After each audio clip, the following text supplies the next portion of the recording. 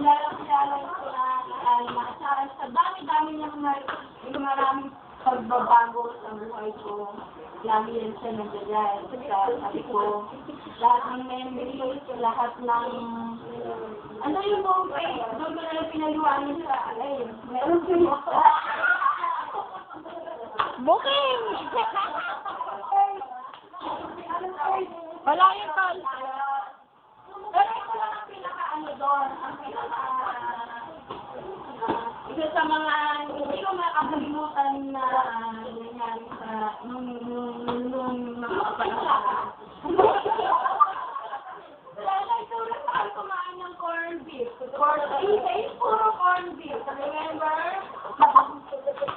Kaya every time nakakakita ako ng corned beef, sabi kong gano'n, dati talaga hindi ako kumakain nito eh. Pero nung college na, napakain ako for 3 days, puro corned beef.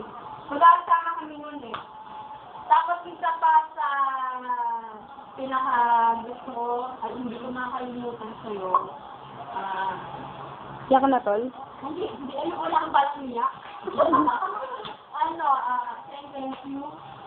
Hanggang lang nakakakuha ako nito. Ano pa ba?